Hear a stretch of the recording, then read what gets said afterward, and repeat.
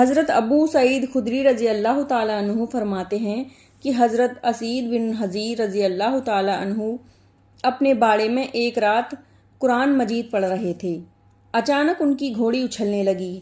انہوں نے اور پڑھا، وہ گھوڑی اور اچھلنے لگی۔ وہ پڑھتے رہے، گھوڑی پھر اچھلی۔ حضرت اسید رضی اللہ تعالیٰ عنہ فرماتے ہیں مجھے خطرہ ہوا کہ گھوڑی کہیں میرے بچے یحییٰ کو جو وہیں قریب تھا کچل نہ ڈالے، اس لیے میں گھوڑی کے قریب جا کر کھڑا ہو گیا تو کیا دیکھتا ہوں کہ میرے سر کے اوپر بادل کی طرح کوئی چیز ہے جس میں چراغوں کی طرح کچھ چیزیں روشن ہیں۔ پھر وہ بادل کی طرح کی چیز فضا میں اٹھتی چلی گئی یہاں تک کہ میری نظروں سے اوجھل ہو گئی۔ میں صبح کو رسول اللہ صلی اللہ علیہ وآلہ وسلم کی خدمت میں حاضر ہوا اور عرض کیا، اللہ کے رسول، میں گزشتہ رات اپنے باڑے میں قرآن پڑھ رہا تھا، اچانک میری گھوڑی اچھلنے لگی۔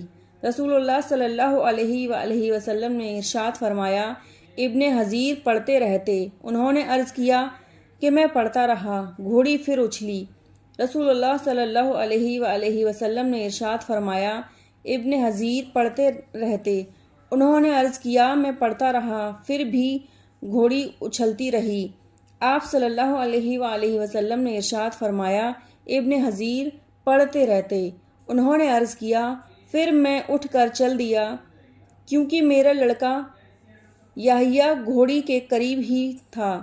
مجھے یہ خطرہ ہوا کہ گھوڑی کہیں یحییٰ کو کچل نہ ڈالے تو کیا دیکھتا ہوں کہ بادل کی طرح کوئی چیز ہے جس میں چراغوں کی طرح کچھ چیزیں روشن ہیں۔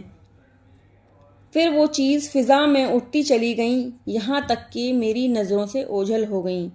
رسول اللہ صلی اللہ علیہ وآلہ وسلم نے ارشاد فرمایا، وہ فرشتے تھے، تمہارے قرآن سننے آئے تھے۔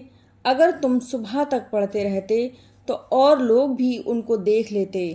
وہ فرشتے ان سے چھپے نہ رہتے۔